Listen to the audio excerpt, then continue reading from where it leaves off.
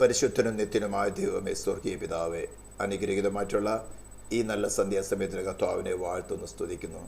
നിന്റെ ശക്തിയാൽ ഉന്നതമായി പ്രവർത്തിച്ച് കർത്താവ് നിന്റെ നാമത്തെ മഹത്വപ്പെടുത്തുവാൻ തക്കവണ്ണം കർത്താവ് സഹായിക്കുമാറാകണമെന്ന് പ്രാർത്ഥിക്കുന്നു. നിന്റെ വിഷയങ്ങളുമേ കർത്താവ് പ്രാരംഭമന്ത്രി വിഷയം നീ അറിയാതെ സംഭവിക്കുന്നില്ല. നിന്റെ ജനത്തിൻ്റെ ചെവികളെ കർത്താവെ നിനക്ക് ഷാർപ്പാക്കാൻ സാധിക്കുമല്ലോ. ധ്യാനിപ്പാൻ കർത്താവ് കൃപ നൽകിയാട്ടെ. തിരുനാമത്തെ ഉയർത്തുന്നു, യേശു ക്രിസ്തുവിൻ്റെ നാമത്തിൽ തന്നെ. സ്തോത്രം. വീണ്ടും വരുന്നവനായ നമ്മുടെ കർത്താവായ യേശു ക്രിസ്തുവിൻ്റെ അതിശ്രേഷ്ഠമായ നാമത്തിൽ വീണ്ടും ഒരു ക്ലാസ്സിലേക്ക് കർത്താവ് നമുക്ക് നൽകിയ സാഹചര്യം ഓർത്തുകൊണ്ട് ദൈവത്തെ സ്തുതിക്കാം. എഫെസ്യ ലേഖനത്തെയും കൊളോസ്യ ലേഖനത്തെയും ആസ്പദമാക്കി ക്രിസ്തുവും അവൻ്റെ ശരീരമാണ് സഭയുമായിട്ടുള്ള ബന്ധം എന്ന വിഷയം എന്താണെന്നാണ് നമ്മൾ ചിന്തിച്ചുകൊണ്ടിരിക്കുന്നത്. അത് നമ്മൾ ഇൻട്രൊഡക്ഷനൊക്കെ ചിന്തിച്ചു. കഴിഞ്ഞ ദിവസങ്ങൾ നമ്മൾ ചിന്തിച്ചുകൊണ്ടിരുന്നത്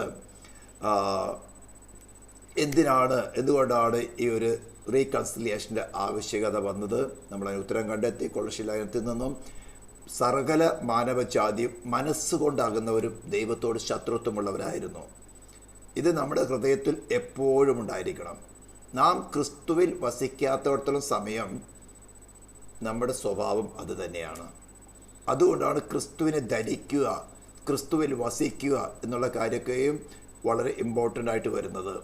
യോഹന്നാൻ എഴുതിയ സുവിശേഷം 15-ാം അധ്യായത്തിന് 5-ാം വാക്യത്തിൽ കർത്താവ് പറയുന്നത്, എന്നെ കൂടാതെ നിങ്ങൾക്ക് ഒന്നും ചെയ്യുവാൻ സാധ്യമല്ല.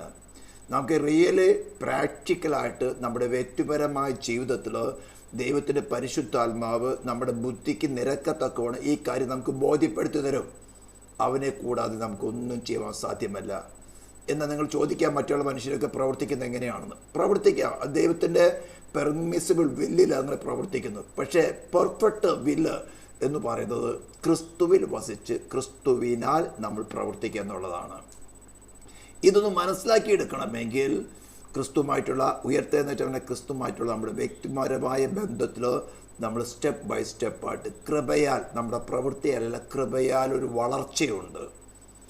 അതിൽ നമ്മൾ നിരന്നു പോയാൽ നമുക്ക് അത് മനസ്സിലാക്കിയെടുക്കാൻ സാധിക്കുകയുള്ളൂ. ഏവർക്കും ആ കൃപ ദൈവം തരുന്നുണ്ട്. അത് റെക്കഗ്നൈസ് ചെയ്യുകയും അത് മനസ്സിലാക്കിയെടുക്കുക എന്നുള്ളതാണ് നമ്മുടെ വ്യക്തിപരമായിട്ടുള്ള ഡ്യൂട്ടി. നമ്മൾ അത് കടന്നു വരും. പിന്നെ അടുത്തൊരു കാര്യം നമ്മൾ ചിന്തിച്ചത്, അതിനൊരു പ്രായശ്ചിത്തം കൂടാതെ ദൈവത്തിന് മനുഷ്യൻ നിരപ്പിക്കാൻ പറ്റാത്തതിൻ്റെ കാര്യം എന്താണ് നമ്മൾ ചിന്തിച്ചു. ഡിവൈൻ ലോയുടെ ജസ്റ്റിസ് പറയുന്നത് പാപം ചെയ്യുന്ന ദേഹിയെ ശിക്ഷിച്ചേ മതിയാകുകയുള്ളൂ.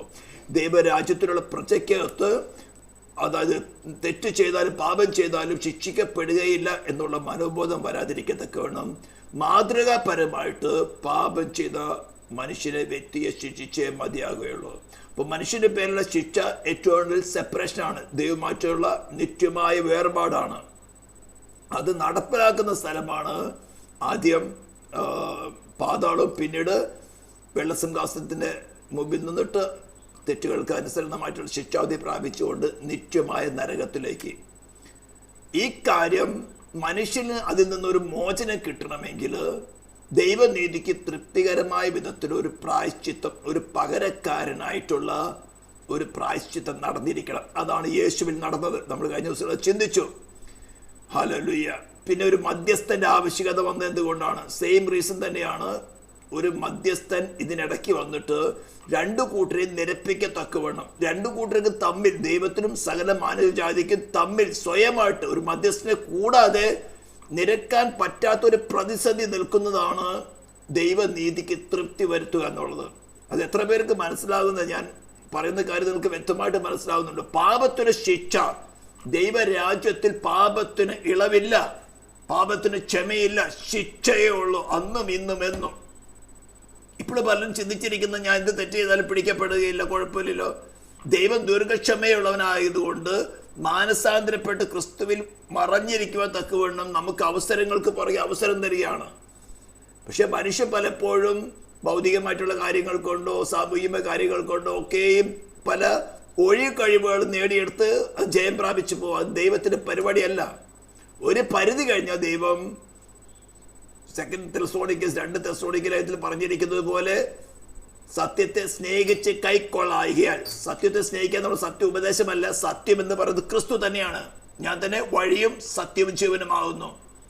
അപ്പൊ ക്രിസ്തുവിനെ സ്നേഹിച്ച് കൈക്കൊള്ളായികയാൽ ന്യായവിധി ചെന്ന് പെടേണ്ടതിന് ബോഷ്ക്ക് വിശ്വസിക്കുമാറ് വ്യാജത്തിന് വ്യാപാര ശക്തി അയച്ചുകൊണ്ട് അവരെ ബോഷത്വത്തിലേക്ക് നടത്തിക്കൊണ്ടിരിക്കുക. ദൈവം തന്നെ. ക്രിസ്ത്യൻഡത്തിൽ ബഹുഭൂരിപക്ഷം ആൾക്കാരും അങ്ങനെയാണ്. എന്നാൽ അതിനൊക്കെ കൃപയാൽ കർത്താവ് നമ്മളെ അവസരങ്ങൾ തന്നുകൊണ്ട് പൂർണ്ണമായിട്ട് ക്രിസ്തുവിൽ മറഞ്ഞിരിപ്പാൻ തക്കവണ്ണം നമുക്ക് പ്രബോധനങ്ങൾ തരികയാണ്. പിന്നെ കഴിഞ്ഞ ദിവസം നമ്മൾ ചിന്തിച്ചതായിരുന്നു, മനുഷ്യരെ ദൈവത്തോട് നിരപ്പിക്കാൻ യേശു ക്രിസ്തുവിന്റെ ഡ്യൂട്ടി എന്തായിരുന്നു? യേശു ക്രിസ്തു എന്താണ് ചെയ്തെടുത്തത്? നമ്മൾ വളരെ ഹ്രസ്വമായിട്ട് ചിന്തിച്ചുള്ളൂ. ഉൽപ്പത്തിയുടെ പുസ്തകം 3:15 തുടങ്ങി, ഞാൻ നിനക്കും സ്ത്രീക്കും അവളുടെ സന്തതിക്കും നിന്റെ സന്തതിക്കും തമ്മിൽ ശത്രുത്വം ഉണ്ടാക്കും, അവൻ നിന്റെ തലയെ തകർക്കും എന്ന ആ ഫസ്റ്റ് പ്രൊഫസി തുടങ്ങി മലാക്കി പ്രവചനത്തിലെ അവസാന പ്രൊഫസി വരെയും യേശുവിനെ കുറിച്ചുള്ള പല കാര്യങ്ങളും വ്യക്തമായിട്ടുള്ള പ്രൊഫസി ഉണ്ട്. അത് കൊടുത്തവൻ തന്നെ പറയുകയാണ്, ദൈവമേ നിന്റെ ഇഷ്ടം ചെയ്യുവാൻ ഞാൻ പ്രിയപ്പെടുന്നു എന്ന് പറഞ്ഞാൽ മനുഷ്യന് പകരമായിട്ട് മനുഷ്യന്റെ ശരീരത്തിലും പ്രാണനിലും ആത്മാവിലുള്ള എല്ലാ ശിക്ഷയും പകരക്കാരനായി ഏറ്റെടുത്ത്, എന്നാൽ അവൻ മനുഷ്യനും പൂർണ്ണ ദൈവമായിരിക്കെ ദൈവമായി ലോയെ പൂർണ്ണമായി തൻ്റെ നിലനിൽപ്പിന് വേണ്ടി പൂർണ്ണമായി അനുസരിക്കണം. പല തെറ്റുപദേഷ്ടകന്മാരും പഠിപ്പിക്കുന്നത് അവൻ പൂർണ്ണമായി അനുസരിച്ചത് കൊണ്ട് നമുക്ക് പകരക്കാരനായി അനുസരിച്ചത് കൊണ്ട് ഇനി നമുക്ക് അനുസരിക്കേണ്ട ആവശ്യകതയില്ല. നോ, അവൻ പൂർണ്ണ മനുഷ്യനും പൂർണ്ണ ദൈവമായിരിക്കെ അവന്റെ നിലനിൽപ്പിന് വേണ്ടി അവൻ അനുസരിച്ചേ മതിയാവുകയുള്ളൂ. എന്നാൽ അവന്റെ അനുസരണമല്ല നമുക്ക് പകരമായത്. അവൻ പൂർണ്ണ അനുസരണത്തിൽ വളർന്നിട്ടും മരണത്തോളം തന്നെ അനുസരണമുള്ളവനായിരുന്നിട്ടും നമുക്ക് പകരക്കാരനായി ശിക്ഷ അനുഭവിച്ചത് അവന്റെ വ്യക്തിപരമായ പാപത്തിന്റെ ശിക്ഷയല്ല, മാനവജാതിയുടെ മേലുള്ള ശരീരത്തിലും പ്രാണനിലും ആത്മാവിലുള്ള ശിക്ഷയെ തന്റെ ശരീരത്തിലും പ്രാണനിലും ആത്മാവിലും ഏറ്റെടുത്ത് അവർക്ക് പകരക്കാരനായി മരിച്ചതാണ് പ്രായശ്ചിത്തം. പിന്നെ നമ്മുടെ നീതീകരണത്തിന് വേണ്ടിയാണ് അവനെ ഉയർത്തെഴുന്നേൽപ്പിച്ചിരിക്കുന്നത്. അതിൽ വിശ്വസിക്കുന്നവന്, കാരണം ഏതൻ തോട്ടം തുടങ്ങി നമുക്ക് നാച്ചുറലായിട്ട് നമുക്ക് പാപം ചെയ്യാനേ സാധിക്കുകയുള്ളൂ. പാപം എന്ന് പറയുമ്പോൾ പലരും കരുതുന്നത് മോറലായിട്ടുള്ള സിൻ മാത്രമാണെന്നോ. ക്രിസ്തുവിനെ കൂടാതെ നമ്മൾ എന്ത് പ്രവൃത്തി ചെയ്താലും അതിൻ്റെ പുറകിൽ ഒരു സെൽഫ് ഡിസയർ ഉണ്ടായിരിക്കും. നമ്മൾ സാമൂഹികമായിട്ട് നോക്കി നല്ല പ്രവൃത്തി ചെയ്യുന്ന അനേകരുണ്ട്, വിശ്വാസികളെക്കാളും അധികമായിട്ട് നല്ല പ്രവൃത്തി ചെയ്തവർ അനേകരുണ്ട്. പക്ഷേ ബേസിക് ആയിട്ട് അവരെ ഭരിക്കുന്നതായിട്ടുള്ള പാപത്തിനുള്ള റീകൺസിലിയേഷൻ, ദൈവമായിട്ടുള്ള നിരപ്പ് പ്രാപിക്കാത്തോടത്തോളം പുത്രനെ കൂടാതെ ദൈവത്തിന് മനുഷ്യരോട് കരുണ കാണിക്കാൻ സാധ്യമല്ല. അവിടെ ദൈവക്രോധമേ വസിക്കുന്നുള്ളൂ. അനേക റിലീജിയൻസ് ക്രിസ്തുവിനെ കൂടാതെ നല്ല പ്രവൃത്തി ചെയ്യുന്നവരുണ്ട്, ഒരു കാര്യമില്ല. അതുകൊണ്ട് ഓക്കെ, അത് വലിയൊരു കോൺട്രവേഴ്ഷ്യലായ സബ്ജക്റ്റ് നിങ്ങൾക്ക് ഇപ്പോൾ ഏകദേശം നിങ്ങൾക്ക് മനസ്സിലായി കാണും. ഇന്ന് നമുക്ക് ചിന്തിക്കാനൊരു വിഷയം, ദൈവമായിട്ടുള്ള ആ നിരപ്പിക്കലിന്റെ കാര്യത്തിൽ മനുഷ്യന്റെ ഡ്യൂട്ടി എന്താണ്? What is the role of men in reconciliation to God? ഇത് നമ്മൾ വ്യക്തമായിട്ട് മനസ്സിലാക്കിയിരിക്കണം. വളരെ സിമ്പിളായിട്ട് പറഞ്ഞാൽ ജസ്റ്റ് റിലൈ ഓൺ ക്രൈസ്റ്റ്. ഇതെല്ലാം പറയുമ്പോൾ എന്തുകൊണ്ടാണ് ക്രിസ്തുവിൽ വസിക്കേണ്ട ആവശ്യകത? ക്രിസ്തുവിൽ വിശ്വസിക്കുക എന്ന് പറഞ്ഞാൽ എന്താണ്? ഞാൻ എപ്പോഴും റിപ്പീറ്റ് ചെയ്യാറുണ്ട്, ചരിത്രപരമായ ഒരു ഇന്റലക്ച്വൽ നോളജും അതിലുള്ള വിശ്വാസമല്ല വിശ്വാസം. അതിന് ഇന്റലക്ച്വൽ ഫെയ്ത്ത് എന്ന് പറയും. അതുകൊണ്ട് രക്ഷ പ്രാപിപ്പാൻ സാധ്യമല്ല. ക്രിസ്തു എന്നൊരു വ്യക്തിയാണ്. നമ്മുടെ ഉള്ളില് പാപം ഒരു അടിമയെ പോലെ പാപം ഒരു മാസ്റ്ററെ പോലെ നമ്മളെ അടിമകളാക്കി ഭരിച്ചുകൊണ്ടിരിക്കുന്ന അവസരത്തിലാണ് ദൈവം നമ്മുടെ അവസ്ഥയെ കണ്ടിട്ട് തന്റെ പുത്രനെ നമുക്ക് പാപപരിഹാരമായിട്ട് അയക്കുന്നത്. നമുക്ക് സ്വമേധയാ ദൈവത്തിന്റെ വചനം അനുസരിക്കാൻ സാധ്യമല്ല. സ്വമേധയാ ദൈവഹിത പ്രകാരം നല്ല പ്രവൃത്തി ചെയ്യുവാൻ സാധ്യമല്ല. അത് മനസ്സിലാക്കിയിട്ട് തന്നെയാണ് ദൈവം മനുഷ്യനെ എത്രമാത്രം സ്നേഹിക്കുകൊണ്ട് ഡിവൈൻ ലോ അനുസരിച്ചുകൊണ്ട് നമ്മൾ ശിക്ഷ അനുഭവിക്കേണ്ടത് തന്നെയാണ്. ദൈവം തന്റെ പുത്രനെ നൽകി, പുത്രൻ അത് പ്രവാചക പുസ്തകങ്ങളിൽ തന്നെ കുറിച്ച് എഴുതിയിരിക്കുന്നത് മനസ്സിലാക്കിയിട്ട് പറയുകയാണ്, ദൈവമേ നിന്റെ ഇഷ്ടം ചെയ്യുവാൻ ഞാൻ പ്രിയപ്പെടുന്നു. ഹല്ലേലൂയ. അങ്ങനെ സൃഷ്ടിതാവായ ദൈവം, ഡിവൈൻ ലോ കൊടുത്തവനായ ദൈവം, നിയമദാതാവായ ദൈവം തന്നെ മനുഷ്യനായിട്ട് അവതരിക്കുകയാണ് എന്ന് പറഞ്ഞാൽ മനുഷ്യനെ പോലെ ശരീരവും പ്രാണവും ആത്മാവുള്ളവനായി. അവന്റെ ശരീരം ക്രൂശിൽ കിടക്കുമ്പോൾ ദുഷ്ടന്മാരായ മനുഷ്യർ പോകേണ്ട പാതാളത്തിൽ പോയി അവന്റെ പ്രാണനും ആത്മാവും കഷ്ടം അനുഭവിച്ചു. ഇതെല്ലാം വ്യക്തിപരമായ രീതിയിൽ മനസ്സിലാക്കുകയും വിശ്വസിക്കുകയും ചെയ്യാത്തിടത്തോളം നമ്മുടെ പ്രാണൻ റിലീസ് ആകുന്നില്ല. അനേക വിദ്വാൻമാര്, ഡോക്ടറേറ്റുള്ള വലിയ വിദ്വാന്മാരും സമ്മതിക്കുന്നില്ല യേശുവിന്റെ പ്രാണനും ആത്മാവും പാതാളത്തിൽ പോകേണ്ട ആവശ്യകതയില്ല എന്നൊക്കെ പഠിപ്പിക്കുന്നവരുണ്ട്. കാരണം അവർക്കത് അനുഭവം ഉണ്ടായിട്ടില്ല, അവർക്ക് തന്നെ വിടുതൽ കിട്ടിയിട്ടില്ല, അവിടെ പ്രാണൻ അടിമത്തത്തിൽ സ്വതന്ത്രമായിട്ടില്ല. ബുദ്ധി കൊണ്ട് ഡോക്ടറേറ്റ് ഒക്കെ എടുത്തു അത് പ്രസംഗിച്ചുകൊണ്ട് നടക്കുക. നിങ്ങൾക്ക് വ്യക്തിപരമായിട്ട് മനസ്സിലാക്കാൻ സാധിക്കും. അതായത് നമ്മൾ ദൈവത്തോട് നിരപ്പ് പ്രാപിച്ചോ ഇല്ലയോ എന്ന് നമുക്ക് വ്യക്തിപരമായിട്ട് അറിയാൻ സാധിക്കണം. നമുക്ക് പേഴ്സണലായിട്ട് ദൈവമായിട്ട്, ഇതൊരു പേഴ്സൺ, ഒരു ലിവിങ് പേഴ്സൺ ആണ്. ഇതൊരു വസ്തു അല്ല, ഇമാജിനേഷൻ അല്ല. ക്രിസ്തു മുഖാന്തരം ദൈവത്തോട് റീകൺസൈൽ ചെയ്യുക. നമ്മളിപ്പോൾ ഒരു മനുഷ്യനോട് റീകൺസൈൽ ചെയ്യുമ്പോൾ നമുക്കറിയില്ല, റീകൺസിലേഷൻ നടക്കാത്ത അവസ്ഥയിൽ എന്താണ്, നമ്മുടെ ഹൃദയം എപ്പോഴും അവരെ കണ്ട ഒരു ഫിക്ഷൻ ആയിരിക്കും നമ്മൾ പുറത്തു വരുന്നത്, ഒരു എതിർപ്പായിരിക്കും നമ്മൾ ഈ വരുന്നത്.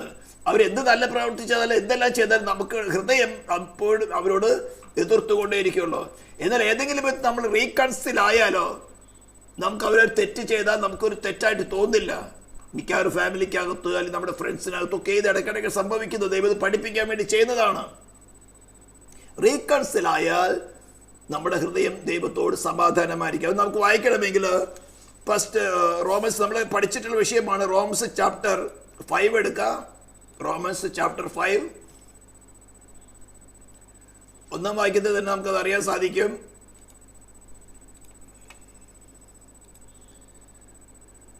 വിശ്വാസത്താൽ നീതീകരിക്കപ്പെട്ടിട്ട്, അപ്പോൾ നമ്മളുടെ ഡ്യൂട്ടി എന്ന് പറയുന്നത് എന്താ? ക്രിസ്തുവിലുള്ള വിശ്വാസം.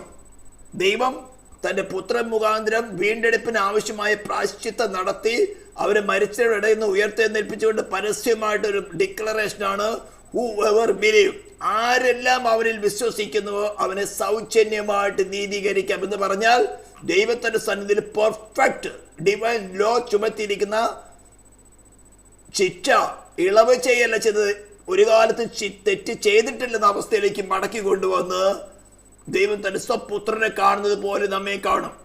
അതിനാണ് നീതീകരിക്കപ്പെട്ടെന്ന് പറയുന്നത്.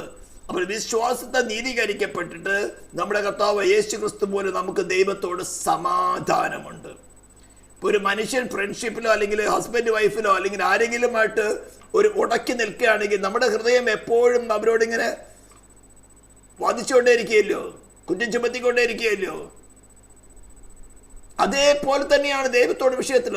ഞാൻ എന്തിനാ പറഞ്ഞു, അനേക വിശ്വാസികളായവര് അവരെ സെൽഫിനെ പൂർണ്ണമായും ക്രൂശിക്കാത്തോടത്തോളം മറഞ്ഞിരിക്കുന്നുണ്ട്. വാസ്തവത്തിൽ അവർ ഹൃദയത്തിൽ ദൈവത്തോട് പക വെച്ചുകൊണ്ട് നടക്കുകയാണ്. പക്ഷെ അത് റിവീലായി കിട്ടുന്നില്ല. ദൈവത്തിന്റെ പരിശുദ്ധാത്മാവ് അതിന് റിവീൽ ചെയ്ത് നോക്കിയാൽ തന്നെയും അവർ സെൽഫിനെ ജസ്റ്റിഫൈ ചെയ്യുന്നിടത്തോളം അവരുടെ ഹൃദയം ദൈവത്തോട് എതിർത്തുകൊണ്ടേയിരിക്കുകയുള്ളൂ. ആ സെൽഫിനെ ടോട്ടലായിട്ട് ദൈവത്തിന്റെ പരിശുദ്ധാത്മാവ് നമുക്ക് വെളിപ്പെടുത്തി തരുന്നതിനനുസരിച്ച് കൊണ്ട് ആ സെൽഫിനെ ക്രൂസിഫൈ ചെയ്താൽ മാത്രമേ ദൈവത്തോട് നമുക്ക് സമാധാനം ഉണ്ടാവുന്നുള്ളൂ. ഹല്ലേലൂയ. ഈ കാര്യമാണ് പൗലോസ് 2 കൊരിന്ത്യൻസിൽ, നമുക്ക് 2 കൊരിന്ത്യൻസ് എടുക്കാം. നിങ്ങൾ എല്ലാവരും വചനം ബൈബിൾ എടുത്തോളൂ. 2 കൊരിന്ത്യൻസിൽ ചാപ്റ്റർ 5 വേഴ്സ്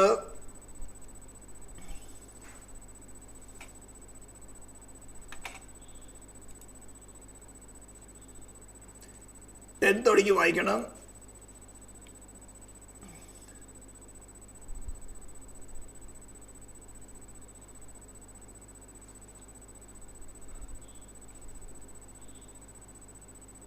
One second.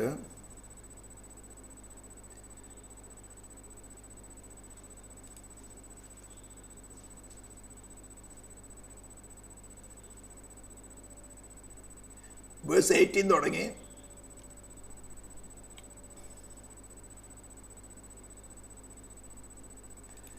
നമുക്ക് പരിചയമുള്ള ഒരു വാക്യമാണ്, അത് പറഞ്ഞിട്ട് വായിക്കാം. ഒരുവൻ ക്രിസ്തുവിലായാൽ അവൻ പുതിയ സൃഷ്ടിയാകുന്നു. എല്ലാ വിശ്വാസികൾക്കും വൈകാട്ട് അറിയുന്ന ഒരു വാക്യം തന്നെ, പഴയത് കഴിഞ്ഞു പോയതാ അത് പുതിയതായി തീർന്നിരിക്കുന്നു. അതിനൊക്കെയും ദൈവം തന്നെ കാരണഭൂതൻ, അവൻ നമ്മെ ക്രിസ്തു മൂലം തന്നോട് നിരപ്പിച്ചു. അപ്പൊ ക്രിസ്തു മൂലമല്ലാതെ വേറെ ഏതെങ്കിലും മീഡിയേറ്റേഴ്സോ മുഖാന്തരം ദൈവത്തോട് അടുക്കാൻ അല്ലെങ്കിൽ ക്രിസ്തുവിനോട് അടുക്കാൻ എന്നൊക്കെ വേണം. വേറെ ആയിരക്കണക്കിന് മീഡിയേറ്റേഴ്സ് ഉണ്ടല്ലോ.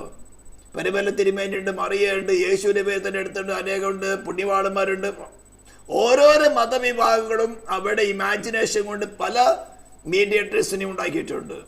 ഈ മീഡിയേറ്റേഴ്സ് ഒന്നും തന്നെ ഡിവൈൻ ലോക്ക് സാറ്റിസ്ഫാക്ഷൻ വരത്തക്കവണ്ണം, ഡിവൈൻ ജസ്റ്റിസിന് സാറ്റിസ്ഫാക്ഷൻ വരത്തക്കവണ്ണം ഒരു പ്രായശ്ചിത്തം നടത്തിയിട്ടില്ല. ഒരു പക്ഷെ അവർ നല്ല രീതിയിൽ ജീവിച്ചിട്ടുണ്ടാവാം, അവരുടെ പ്രാണനമാൽവം നല്ല രീതിയിൽ ജീവിക്കുകയും ദൈവത്തോട് ധരിപ്പ് പ്രാപിച്ചിട്ടുണ്ടെങ്കിൽ അവര് ഇപ്പോൾ വിശ്രമത്തിലായിരിക്കുന്നു. കർത്താവിന്റെ കാഹളനാദം കേൾക്കുമ്പോൾ ഉയർത്തെഴുന്നേൽക്കുമ്പോൾ അറിയാം പരിമല തിരുമേനി എവിടെയാ, മറിയ എവിടെയാ എന്നുള്ളതൊക്കെയും. അതുവരെയും ഡിക്ലെയർ ചെയ്യാൻ സാധ്യമല്ല. യേശുവിനെ മരിച്ചവരിൽ നിന്ന് ഉയർത്തെഴുന്നേൽപ്പിച്ചതുകൊണ്ട് നമുക്കറിയാം അവൻ നീതിമാനായിട്ട് മഹിമയുടെ ബലത്തുവാൻ തിരിപ്പാൻ യോഗ്യനാണെന്ന്. നമ്മൾ കത്തുകൊണ്ട് വായിക്കുന്നത് മാത്രമല്ല, ദൃക്സാക്ഷികള് അതേപോലെ തന്നെ നമ്മുടെ പുനരുദ്ധാന ശക്തി നമ്മുടെ സോളിൽ വെളിപ്പെടുത്തിക്കൊണ്ട് ദൈവം നമുക്ക് വ്യക്തിപരമായിട്ട് സാക്ഷ്യം നൽകുന്നുണ്ട്. ഇതാണ് ക്രിസ്തുവിലുള്ള യഥാർത്ഥ, അല്ലെങ്കിൽ നമ്മൾ നേരത്തെ വായിച്ച ഒരു ക്രിസ്തുവിലായാൽ എന്നുള്ള അനുഭവം പറയുന്നത്. അവൻ നമ്മെ ക്രിസ്തു മൂലം തന്നോട് നിരപ്പിച്ചു, നിരപ്പിന്റെ ശുശ്രൂഷ ഞങ്ങൾക്ക് തന്നിരിക്കുന്നു. ദൈവം ലോകത്തിന് ലംഘനങ്ങളെ കണക്കിടാതെ, അതായത് ദൈവത്തിന് അറിയാം ഈ മനുഷ്യന്, വീട് പോയ മനുഷ്യന് ലംഘനങ്ങൾ ചെയ്യാനേ പറ്റുള്ളൂ. ഈ ലംഘനങ്ങളെ എക്സ്പോസ് ചെയ്യുവാൻ വേണ്ടിയാണ് ന്യായപ്രമാണങ്ങൾ കൊടുത്തത്. നമ്മൾ അതെല്ലാം റോമലേഖനം പഠിച്ചപ്പോൾ ഇവിടെ വ്യക്തമായി പഠിച്ചിട്ടുള്ളതാണ്. ന്യായപ്രമാണത്താൽ പാപത്തെ വെളിപ്പെടുത്തുകയാണ് ചെയ്തത്. പാപം എന്ന് പറഞ്ഞാൽ പ്രവൃത്തിയല്ല, ദ പവർ, മനുഷ്യനെ അടിമപ്പെടുത്തി വെച്ചിരിക്കുന്ന മാസ്റ്റർ. ലോ ഇല്ലാതിരുത്തപ്പോൾ സൈലന്റ് ആയിരുന്നു. ലോ വന്നപ്പോൾ അത് പത്തി നോക്കി. ലോയെ ലംഘനം നടത്തിച്ചിട്ട് മനുഷ്യനെ മരണവിധേയരാക്കി കളഞ്ഞു. ഹല്ലേലൂയ. അങ്ങനെ ഇരിക്കുന്ന ലംഘനങ്ങളെ കണക്കിടാതെ തന്റെ പുത്രൻ അയച്ച് അവന്റെ മേലെ ശരീരത്തിലും പ്രാണനും ആത്മാവിലും മനുഷ്യന്റെ മേലുള്ള ശിക്ഷ ഏൽപ്പിച്ച് അവൻ സ്വമേധയാ ഏറ്റെടുത്ത് മനുഷ്യന് പകരക്കാരനായി ശിക്ഷ അനുഭവിച്ചു. ഇത് വിശ്വസിക്കുകയും തുടർന്നുള്ള ജീവിതത്തിന് ഇത് വിശ്വസിച്ചുകൊണ്ട് മാത്രമായില്ല, നമ്മുടെ സോള് കൺവെർട്ട് ആകണമെങ്കിൽ ഉയർത്തെഴുന്നേറ്റ് ക്രിസ്തു നമ്മളിൽ വസിക്കണം. വസിച്ചാൽ മാത്രമല്ല അവനുമായിട്ട് നാം ഒന്നായി ചേരണം.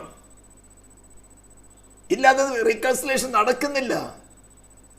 ഇതാണ് ക്രിസ്തു മുഖാന്തരം ലോകത്തെ ക്രിസ്തുവിൽ തന്നോട് നിരപ്പിച്ചു പോകുന്നത്. ക്രിസ്തു മുഖാന്തരം ക്രിസ്തുവിൽ, ഇൻ ക്രൈസ്റ്റ് എന്ന് വലിയ മീനിങ് ആണത്. ഇൻ ക്രൈസ്റ്റ് അനേക ഉപകാരങ്ങൾ പറഞ്ഞിട്ടുണ്ട്. കൊമ്പിന് മുന്തിരിവള്ളി വസിച്ചിട്ടല്ലാതെ ഫലം കായ്ക്കാൻ സാധ്യമല്ല. വസിക്കുന്നെന്ന് പറഞ്ഞിട്ടും കൊമ്പിനോട് കൊണ്ട് തൊട്ടിച്ചു. സ്വഭാവത്താൽ കാട്ടുമരത്തിന്റെ കൊമ്പുകളായിരുന്നു നമ്മെ അതിൽ നിന്ന് വരച്ചെടുത്തുകൊണ്ട് നാച്ചുറൽ ബെഡിങ്ങിന് വിരുദ്ധമായിട്ട് നേരെ ഓപ്പോസിറ്റ് ആയിട്ട് ഗുണമില്ലാത്ത കൊമ്പിനെ മുറിച്ചു കൊണ്ടുവന്ന് സാധാരണ ബെഡിങ്ങിൽ നല്ല ഫലം കായ്ക്കുന്നതിന് കൊണ്ടുവന്നിട്ടാണ് അതേ സ്പീഷ്യസിനകത്തുള്ള വേറൊരു മരത്തിൽ കൊണ്ട് തൊട്ടിക്കുന്നത്. ഇത് നേരെ തിരിച്ചാ. നല്ല ഫലം കായ്ക്കാത്ത കൊമ്പുകളായി നമ്മെ അവിടുന്ന് മുറിച്ചു കൊണ്ടുവന്ന് ക്രിസ്തുവാകുന്ന നല്ല ഒലിവിനോട് ചേർത്ത് ഒട്ടിക്കുകയാണ്.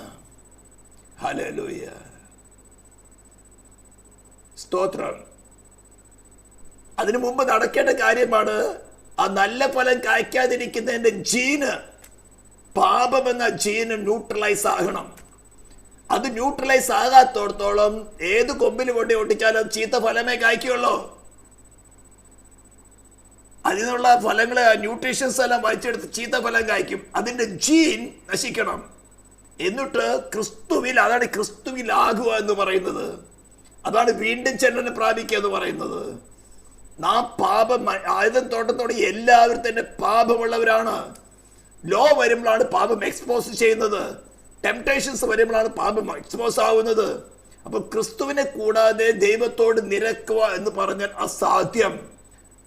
നാം പ്രാർത്ഥിക്കുമ്പോൾ തന്നെ യേശുവിന്റെ നാമത്തിലല്ലാതെ പ്രാർത്ഥനമേ ദൈവത്തിന്റെ ക്രോധമേ വരുന്നുള്ളൂ. അനേകരുണ്ട്, എനിക്ക് ദൈവത്തോട് നേരിട്ട് പ്രാർത്ഥിച്ചൂടെ, എന്തുകൊണ്ട് ക്രിസ്തുവിന്റെ ആവശ്യകതയുണ്ട്. ക്രിസ്തുവിനെ കൂടാതെ, അറ്റോൺമെന്റ് കൂടാതെ ആർക്ക് പോലും ദൈവത്തോട് അടുക്കാൻ സാധ്യമല്ല. ദൈവം എത്ര കരുണയുള്ളവരാലും ഡിവൈൻ ജസ്റ്റിസ് അത് സമ്മതിക്കില്ല. ഇതെല്ലാം വളരെ വ്യക്തമായിട്ട് മനസ്സിലാക്കണം. കാരണം ഇതൊക്കെ പറയാൻ കാരണം വിശ്വാസത്തിന് വന്നിട്ട് നമ്മുടെ തുടർന്നുള്ള ജീവിതത്തിൽ ക്രിസ്തുവിൻ അല്ലാത്തിടത്തോളം നമ്മൾ ദൈവത്തോട് നിരക്കുന്നില്ല. ഏതൊരു ഇൻസ്റ്റൻസ് നാം ക്രിസ്തുവിൽ നിന്ന് അകലുന്നോ ദൈവം ദീർഘക്ഷമയുള്ളവനായതുകൊണ്ട് സമയം നമുക്ക് തരും മടങ്ങി വരുവാൻ. ഏത് മൂമെന്റ് നാം ക്രിസ്തുവിൽ നിന്ന് മാറുന്നുവോ നല്ല ഫലം കായ്ക്കാത്ത കൊമ്പിനെ വെട്ടി തീയിലിടുന്നത് പോലെയാണ്. പക്ഷെ നമുക്കൊരു അവസരമുണ്ട് മടങ്ങി വരാം. അത് യോഹന്നാൻ ഫസ്റ്റ് ചാപ്റ്ററിന്റെ ലേഖനം, 1 യോഹന്നാൻ ലേഖനം ഫസ്റ്റ് ചാപ്റ്റർ 5 തുടങ്ങി വളരെ വ്യക്തമായിട്ട് പറയുന്നുണ്ട്. അവന്റെ പുത്രനായ യേശുവിന്റെ രക്തം സകല പാപവും പോക്കി നമ്മെ ശുദ്ധീകരിക്കുന്നു. ഞാൻ പാപമില്ലെന്ന് പറയുന്നെങ്കിൽ നമ്മെ തന്നെ വഞ്ചിക്കുകയാണ്, ദൈവത്തെ അസത്യവാദിയൊക്കെയാണ്.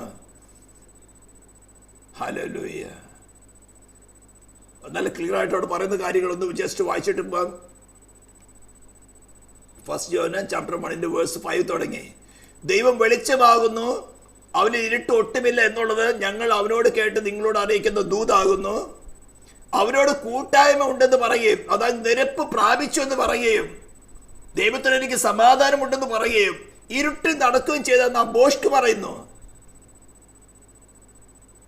ദൈവത്തോട് നിരപ്പ് പ്രാപിച്ചു ആ കാര്യങ്ങളൊക്കെ ചെയ്തെന്ന് പറയുന്നത്. പക്ഷെ നടപ്പില് ഇരുട്ടിന്റെ പ്രവൃത്തികളാണ് വരുന്നത്.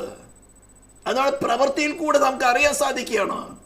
നാം ബോഷ്ക്ക് പറയുന്നു, സത്യം പ്രവർത്തിക്കുന്നതുമില്ല. അവൻ വെളിച്ചത്തിൽ ഇരിക്കുന്നത് പോലെ നാം വെളിച്ചത്തിൽ നടക്കുന്നുവെങ്കിൽ നമുക്ക് തമ്മിൽ കൂട്ടായ്മയുണ്ട്. അവന്റെ പുത്രനായ യേശുവിന്റെ രക്തം സകല പാപം പോക്കി നമ്മെ ശുദ്ധീകരിക്കുന്നു. അപ്പോൾ റീകൺസിലിയേഷൻ നടന്നു, ദൈവത്തോട് നിരപ്പ് പ്രാപിച്ചു. എങ്ങനെ? ക്രിസ്തു മുഖാന്തരം അല്ലാതെ സാധ്യമല്ല. അപ്പൊ ക്രിസ്തുവിൽ വസിക്കാത്ത സമയത്ത് നമുക്ക് വെളിച്ചത്തിൽ നടക്കുവാൻ സാധ്യമല്ല, നല്ല ഫലം കായ്ക്കാൻ സാധ്യമല്ല. നമ്മുടെ പ്രവൃത്തിയിൽ കൂടെ നമുക്ക് വളരെ വ്യക്തമായിട്ട് അറിയാം. അപ്പോൾ കൊരിന്ത്യയിലെഴുത്ത് നാം പറയുന്നത് വായിച്ചത് എന്താണ്? സ്തോത്രം. 2 Corinthians chapter 5 verse 18 നാം വായിച്ചത്, ദൈവം ലോകത്തിന് ലംഘനങ്ങളെ കണക്കിടാതെ ലോകത്തെ ക്രിസ്തുവിൽ തന്നോട് നിരപ്പിച്ചു പോകുന്നു. ഇന്ന് അനേക പ്രസംഗങ്ങള് ഈവൻ ക്രിസ്തുവിലുള്ളവരെ പോലും വ്യാജമായ ലോകത്തിലേക്കുള്ള മോഹങ്ങളെ ഇമോഷനിൽ ഡെവലപ്പ് ചെയ്യിച്ചിട്ട്, വ്യാജ ഉപദേശങ്ങളെ കൂടെ ഇമോഷനെ ഡെവലപ്പ്, പ്രാണനിലുള്ള ഇമോഷനെ ഡെവലപ്പ് ചെയ്ത് ലോകപരമായ കാര്യങ്ങളിൽ കൂടെ ലോകത്തോട് നിരപ്പിക്കുകയാണ് ചെയ്യുന്നത്. വചനം എന്താ പറയുന്നത്? ദൈവം ലോകത്തിന് ലംഘനങ്ങളെ കണക്കിടാതെ ലോകത്തെ ക്രിസ്തുവിൽ തന്നോട് നിരപ്പിച്ചു പോകുന്നു. ഈ നിരപ്പിന്റെ വചനം ഞങ്ങളുടെ പക്കൽ ഭരമേൽപ്പിച്ചിരിക്കുന്നു. ഇതാണ് യഥാർത്ഥ സുവിശേഷം. ക്രൂശിക്കപ്പെട്ടവരെ ക്രിസ്തുവിന്റെ സുവിശേഷം എന്ന് പറയുന്നത് അതാണ്. ഇതിൽ കൂടാതെ നമുക്ക് ദൈവത്തോട് നിരക്കുവാൻ സാധ്യമല്ല. അവൻ പരിശുദ്ധനായ ദൈവമാണ്. അവന്റെ മേഴ്സി കൊണ്ട്, കരുണ കൊണ്ട്, നാം പാപങ്ങളായതുകൊണ്ടോ നാം ആർക്കൊരു ദോഷം ചെയ്യാതിരിക്കുന്നത് കൊണ്ട് ദൈവത്തിന് സാധ്യമല്ല. നമ്മുടെ നീതി പ്രവൃത്തി കൊണ്ടല്ല, നമ്മുടെ നല്ല ഗുണം കൊണ്ടല്ല നിരപ്പിക്കുന്നത്. നമുക്ക് ദോഷമേ ചെയ്യാൻ സാധിക്കുകയുള്ളൂ. എന്നാൽ നമുക്ക് പകരക്കാരനായി നമ്മുടെ വ്യക്തിപരമായ ജീവിതത്തിലുള്ള ശിക്ഷയെ നമുക്ക് പകരമായി യേശു അനുഭവിച്ചത് കൊണ്ട് നാം അവനെ സ്വീകരിച്ച് അവനിൽ വസിക്കുകയാണെങ്കിൽ ഡിവൈൻ ജസ്റ്റിസ് ആ പ്രായശ്ചിത്തത്തെ നമുക്കായിട്ട് കണക്കിടും. അവന്റെ റൈഷ്യസ്നെ നമുക്കായിട്ട് കണക്കിടും. അല്ലാത്തിടത്തോളം സാധ്യമല്ല. അപ്പോൾ നാം ചിന്തിക്കുന്ന എന്താ? മനുഷ്യന്റെ ഡ്യൂട്ടി എന്താണ്? ഈ നിരപ്പ് പ്രാപിക്കുന്നതിൽ മനുഷ്യന്റെ ഡ്യൂട്ടി എന്താണ്? ഫസ്റ്റ്, വളരെ സിമ്പിളായിട്ട് ഞാൻ പറയാം, acknowledge that I M A Sinner. ഞാനൊരു പാപി എന്ന് അക്നോളജ് ചെയ്യുക, സമ്മതിക്കുക. അതിന്റെ ശിക്ഷ എന്താണ്? നരകത്തെ കുറിച്ച് പ്രസംഗിച്ച് പേടിപ്പിച്ചിട്ടല്ല. ദൈവത്തിന്റെ ജസ്റ്റിസ് നമ്മുടെ മേലില് ചുമത്തിയിട്ടുള്ള ശിക്ഷാവിധി അതാണ്. ദൈവ രാജ്യത്തിന് അത് നടപ്പിലാക്കുക, ദൈവത്തിന്റെ പണി അത് നടപ്പിലാക്കുക എന്നുള്ളതേ ഉള്ളൂ. സ്തോത്രം. അടുത്ത സൊല്യൂഷൻ, നാം പാപികളാണ് നമുക്ക് മനസ്സിലായി. അടുത്ത സൊല്യൂഷൻ, ഒരേ ഒരു മാർഗമേ ഉള്ളൂ, ഒരേ ഒരു വഴിയുള്ളൂ. ക്രിസ്തു നമുക്ക് പകരമായി അനുഭവിച്ച ശിക്ഷയെ സമ്മതിക്കുക, പ്രായശ്ചിത്തത്തെ സമ്മതിക്കുക. യെസ്, ഇത് മിക്കവാറെല്ലാ ക്രിസ്ത്യൻ സമൂഹങ്ങൾ ചെയ്യുന്നുണ്ട്. അടുത്ത ശ്രേഷ്ഠമായ കാര്യമാണ് നമ്മളിൽ നല്ല പ്രവർത്തികൾ, ദൈവത്തിന്റെ ലോ അനുസരിച്ച് ജീവിക്കാതൊക്കെ വേണം. മരണത്തോളം, ക്രൂശിലെ മരണത്തോളം തന്നെ അനുസരണമുള്ളവനായ ക്രിസ്തു നമുക്ക് പ്രായശ്ചിത്തമായി മരിച്ച് അടക്കപ്പെട്ട് ഉയർത്തുന്നതിന് ശേഷം നമുക്കൊരു ഓഫർ തരികയാണ്. നിനക്ക് ദൈവമായിട്ട് നിരന്നു പോകണമെങ്കിൽ എന്നെ നിന്റെ ഹൃദയത്തിൽ വാഴുവാൻ സ്വീകരിച്ചു കൊള്ളുക. ഞാൻ മരണത്തോളം, ക്രൂശിലെ മരണത്തോളം അനുസരണമുള്ളായിരുന്നത് കൊണ്ട് ഞാൻ നിന്നെയും, നിനക്ക് നാച്ചുറലായിട്ട് സ്വാഭാവികമായിട്ട് അനുസരണക്കേടേ കാണിക്കാൻ പറ്റുള്ളൂ. പക്ഷേ നീ എന്നെ നിന്റെ ഹൃദയത്തിൽ വാഴുവാൻ, നിന്റെ ഫ്രീ വില്ല് നിനക്ക് തന്നിരിക്കുന്നതനുസരിച്ച് നിന്റെ ഹൃദയത്തിൽ വാഴുവാൻ നീ സമ്മതിക്കുകയാണെങ്കിൽ നിന്റെ സോളിനെ, നിന്റെ പ്രാണൻ ഞാൻ എടുത്തുകൊണ്ട് നിന്നെ ഞാൻ സാവകാശത്തിൽ പൂർണ്ണ അനുസരണമുള്ളവനാക്കി തീർക്കാം. അതിന് എന്താവശ്യം? നാം ക്രിസ്തുവിൽ വസിക്കണം. നമുക്ക് നാച്ചുറലായിട്ട് അറിയുന്നതാണ്, ഒരു മുന്തിരിവള്ളിയുടെ ഒരു കൊമ്പ് ആ വള്ളിയോട് ചേർന്ന് നിന്നില്ലെങ്കിൽ, ഏതൊരു മരത്തിന്റെ ആ കൊമ്പ് അതിനോട് ചേർന്ന് നിന്നില്ലെങ്കിൽ എന്തുണ്ടാവും? അത് ഫലം കായ്ക്കുകയില്ല. എന്നാൽ ചില വൃക്ഷങ്ങളുണ്ട്, യാല് പോലെയുള്ള വൃക്ഷങ്ങൾ, അത് അതിന്റെ സ്റ്റെമ്മിനോടും ചേർന്ന് നിൽക്കും. എന്നാൽ കുറച്ച് നാൾ കഴിയുമ്പോൾ അതിന്റെ വേരുകൾ താഴോട്ട് ഇറങ്ങി, നിങ്ങൾക്ക് കാണാം ആൽമരം, താഴോട്ട് ഇറങ്ങി ഭൂമിയിൽ ടച്ച് ചെയ്ത് കഴിഞ്ഞാൽ അതിന്റെ ഈ സ്റ്റെമ്മിൽ നിന്നുള്ള ഫലം കിട്ടിയില്ലെങ്കിലും അത് ഈ ഭൂമിയിൽ നിന്ന് ഫലം വലിച്ചെടുത്ത് അത് നിലനിൽക്കും, ഫലവും കായ്ക്കും. പുറത്ത് കാണുമ്പോൾ ചേർന്ന് നിൽക്കുന്നത് മരത്തോടെ ചേർന്ന് നിൽക്കുന്നു, മരത്തിന്റെ കൊമ്പ് തന്നെ. പക്ഷേ അതിന് ആ മരത്തോടുള്ള ബന്ധം വിച്ഛേദിച്ചാൽ തന്നെ ഇതിന്റെ വേര് ഭൂമിയിൽ നിന്ന് ന്യൂട്രീഷൻസ് വലിച്ചെടുക്കുന്നതുകൊണ്ട് ജീവിച്ചിരിക്കും. കാണുമ്പോൾ പെന്തക്കോസ്തുകാരൻ, പക്ഷെ പ്രവൃത്തിയിലോ ഈ ലോകത്തോട് നിരന്നിരിക്കുക. ഇതിന്റെ ശുശ്രൂഷകന്മാർ ആയിരക്കണക്കിന് എല്ലായിടത്തും ഉണ്ട്. കേരളത്തിലും വേണ്ടത്രയുണ്ട്. നല്ല ഡോക്ടറേറ്റും നല്ല സ്മാർട്ട് പ്രസംഗങ്ങളും എല്ലാം പ്രസംഗിച്ചുകൊണ്ട് നടക്കുന്നത്. അവര് ദൈവ മക്കളെ പോലും വ്യാജമായ ഉപദേശങ്ങൾ കൊണ്ട് സോഷ്യൽ വെൽഫെയർ സെന്റർ, ക്രിസ്തുവിനെ ഒരു സോഷ്യൽ വെൽഫെയർ സെന്റർ ആയിട്ട് പ്രസംഗിച്ച് നിനക്ക് സമാധാനം, രോഗം, ജോലി, വാക്തത്വം, ലൗകികമായ കാര്യങ്ങളിലെല്ലാം പ്രൊഫഷണൽ സമാധാനം തന്നുകൊണ്ട് നിങ്ങളെ ലോകത്തോട് നിരപ്പിക്കുക. ലോകത്തോട് നിരപ്പിക്കുക എന്ന് പറഞ്ഞാൽ എന്താ? സേറ്റാനോട് റീകൺസൈൽ ചെയ്യിപ്പിക്കുക. എന്നാൽ ദൈവഭാരം പറഞ്ഞെന്താ? ക്രിസ്തുവിൽ, ലോകത്തെ ക്രിസ്തുവിൽ തന്നോട് നിരപ്പിച്ചു പോകുന്നു. അതാണ് ക്രൂശിക്കപ്പെട്ടവരുടെ ക്രിസ്തുവിന്റെ സുവിശേഷം. ഹല്ലേലൂയ. താഴോട്ട് വായിക്കുമ്പോൾ അകെ ഞങ്ങൾ ക്രിസ്തുവിന് വേണ്ടി സ്ഥാനാപതികളായി ദൈവത്തോട് നിരന്നുകൊള്ളുവിൻ. ഇതാണ് മനുഷ്യന്റെ duty. Reconcile with God through Christ. ക്രിസ്തുവിന് പകരമായിട്ട് അംബാസിഡേഴ്സ് ആയിട്ട് ഞങ്ങൾ താഴ്മയോട് അപേക്ഷിക്കുകയാണ്. റീകൺസൈൽ, നിരക്കുക. ഇപ്പൊ നിങ്ങൾ മനുഷ്യന്മാർ ഇതിൽ ഹസ്ബൻഡ് വൈഫോ അല്ലെങ്കിൽ ഫ്രണ്ട്സോ തമ്മിൽ ഉടക്കുണ്ടായി കഴിഞ്ഞാൽ നിങ്ങൾക്കറിയാമല്ലോ നിങ്ങളുടെ മനസ്സ് എങ്ങനെയിരിക്കാന്ന്. എപ്പോഴും വാദവിവാദങ്ങളായിരിക്കും, കണ്ടിന്യൂസ് അല്ലേ? അവരെ കണ്ടാലും കണ്ടില്ലെങ്കിലും ഉറക്കം ഉണർന്നാൽ വാദവിവാദങ്ങൾ ഇങ്ങനെ വന്നുകൊണ്ടിരിക്കും. പക്ഷെ അവരോട് റീകൺസൈൽ ആയില്ലോ, അവൻ തന്റെ കരുണയാ നമ്മളെ കാക്കും. അവൻ നമ്മെക്കുറിച്ച് ഒരു കുറ്റം ചുമത്തില്ല. അവൻ നോക്കും നമ്മളെയല്ല, ക്രിസ്തുവിനെയാണ് നോക്കുന്നത്. നീ ക്രിസ്തുവിനാണോ? ഡിവൈൻ ജസ്റ്റിസ് നോക്കുന്ന നിന്നെയല്ല, ക്രിസ്തുവിനെയാണ്. ഇത് നല്ലവണ്ണം മനസ്സിലാക്കി. എന്നാൽ ക്രിസ്തുവിൽ വസിച്ചുകൊണ്ട് പാപം ചെയ്യാനുള്ള സ്വാതന്ത്ര്യമല്ല. കൃപ പെരുകേണ്ടതിന് പാപം ചെയ്യുന്ന സ്വാതന്ത്ര്യമല്ല. നമ്മളെ കൃപയാലാണ് കാക്കുന്നത്. അപ്പോൾ റോമാലയത്തിൽ വളരെ വ്യക്തമായി 6th ചാപ്റ്ററിൽ പറഞ്ഞിരിക്കുന്നുണ്ട്, കൃപ പെരുകേണ്ടതിന് പാപം ചെയ്തുകൊണ്ടിരിക്കുന്നു. ഒരു നാളും അരുത്. പക്ഷെ നമുക്ക് ഇപ്പോൾ സംഭവിക്കുമ്പോൾ നമുക്ക് ഏറ്റു പറഞ്ഞുകൊണ്ട് അവന്റെ രക്തത്താൽ കഴുകൽ പ്രാപിച്ച് ക്രിസ്തുവിൽ വസിക്കണം. അപ്പോൾ മനുഷ്യന്റെ ഡ്യൂട്ടി ഞാൻ വീണ്ടും റിപ്പീറ്റ് ചെയ്യുന്ന, ഞാൻ പാപി എന്ന് സമ്മതിക്കുക. അതിന് പരിഹാരമായിട്ട് ദൈവം ഒരുക്കിയ ആ പ്രായശ്ചിത്തം, തന്റെ പുത്രനിൽ നടത്തിയെടുത്ത പ്രായശ്ചിത്തത്തിന് വിശ്വാസം. അടുത്തത് അവനെ ഹൃദയത്തിൽ വാഴുവാൻ, കർത്താവായിട്ട് വാഴുവാൻ സ്വീകരിച്ച് അവനുമായിട്ട് നിരന്നു പോയാൽ ദൈവത്തോട് നമുക്ക് നിരക്കാൻ പറ്റും. അല്ലാത്തോടത്തോളം നിരപ്പ് നടക്കുന്നില്ല. ഇത് വളരെ സിമ്പിളാണ്, പക്ഷെ പ്രവർത്തിപ്പാൻ ഇച്ചിരി ബുദ്ധിമുട്ടുള്ള വിഷയമാണ്. കാരണം നമ്മുടെ ഉള്ളിൽ ദൈവത്തോട് ശത്രുത്വമുള്ള ജഡമെന്നൊരു സാധനമുണ്ട്. ഇതിന് നാം ദിനം പ്രതി ഓരോ ഇൻസ്റ്റൻസിലും ഇതിന്റെ തലപോക്കി വരുമ്പോൾ, നിന്റെ ഇഷ്ടമല്ല, എനിക്ക് വേണ്ടി പകരക്കാരനായി ഞാൻ ഹൃദയത്തിൽ വാഴുവാൻ സ്വീകരിച്ച ക്രിസ്തുവിന്റെ ഇഷ്ടമേ നീ നടക്കാവൂ. അതിനുവേണ്ടി നാം ഡെഡിക്കേറ്റ് ചെയ്താൽ ദൈവത്തിന്റെ പരിശുദ്ധാത്മാവ് നമ്മളെ അതിന് സഹായിക്കും. നമുക്കൊരു ജീവിതം നടത്താൻ പറ്റും. അല്ലാത്തിടത്തോളം നിങ്ങൾ എത്രയെല്ലാം ജാട കാണിക്കാൻ നോക്കിയാലും, എത്രയെല്ലാം പെരിഫറലായിട്ട് നമ്മൾ അഭിനയിക്കാൻ നോക്കിയാലും ദൈവത്തോട് നിരപ്പ് പ്രാപിച്ചിട്ടില്ല. അതെപ്പോഴും നമുക്ക് മനസ്സിലാകും. ടെംപ്ടേഷൻസോ മറ്റു പ്രോബ്ലം വരുമ്പോൾ അറിയാം നാം ക്രിസ്തുവിൽ വസിക്കുന്നില്ല എന്നുള്ളത്. അതുകൊണ്ട് ഇങ്ങനത്തെ അവസരങ്ങൾ പരിശുദ്ധാത്മാവ് ഒരുക്കുമ്പോൾ, നമുക്ക് നമ്മെ തന്നെ വെളിപ്പെട്ട് കിട്ടുമ്പോൾ താഴ്മയോടെ, ലോഡ് എനിക്ക് മനസ്സിലായി ഞാൻ എന്താണെന്ന്, ഞാൻ നീ മുഖാന്തരം ദൈവത്തോട് നിരക്കവൻ ആഗ്രഹിക്കുന്നു, പ്ലീസ് ഹെൽപ്പ് മീ. ഇതിൻ്റെ അവസരം നമ്മുടെ ശരീരത്തിൽ വസിക്കുന്നിടത്തോളം ഉണ്ട്. അത് കഴിഞ്ഞാൽ ഇല്ല. അത് നമ്മൾ ദൈവകൃപയാണ്. അടുത്ത ക്ലാസ്സിൽ നമ്മൾ ചിന്തിക്കാം. So what is the extent of this reconciliation എന്നുള്ളത്, അല്ലെങ്കിൽ അറ്റോൺമെൻറ്റിൻ്റെ എക്സ്റ്റെൻറ്റ്, സമയപരിധി എത്ര വരെ ഉണ്ടെന്നുള്ളത് നമുക്ക് ദൈവകൃപയിൽ അടുത്ത ക്ലാസ്സിൽ ചിന്തിക്കാം. നമുക്ക് പ്രാർത്ഥിക്കാം. പരിശുദ്ധരും നെറ്റിനുമായ ദൈവമേ, സ്വർഗീയ പിതാവേ, ഈ ശബ്ദം കേൾക്കുന്ന ഏവർക്കും നീ മുഖാന്തരം ദൈവത്തോട് നിരക്കുവാൻ ആവശ്യമായ കൃപയെ പകർന്നുകൊണ്ട്, കൃപയെ തന്നെ പ്രവൃത്തിയാലല്ല കർത്ത, കൃപയെ പകർന്ന് നിരപ്പിക്കുമാറാകണമെന്ന് ഞങ്ങൾ പ്രാർത്ഥിക്കുന്നു. ഇസ്രായേലിൽ നിന്റെ നാമത്തെ ഞങ്ങൾ അനുഗ്രഹിച്ചുകൊണ്ട് പ്രാർത്ഥിക്കുന്നു. ഇന്ത്യ മഹാരാജ്യത്തിന് വേണ്ടി പ്രാർത്ഥിക്കുന്നു. നിന്റെ നാമത്തിന് മഹത്വം വരത്തക്ക വേണം നീ സഹായിക്കുമാറാകണം. മഹത്വം ക്രൂശിന് യേശു ക്രിസ്തുവിൻ്റെ നാമത്തിൽ തന്നെ.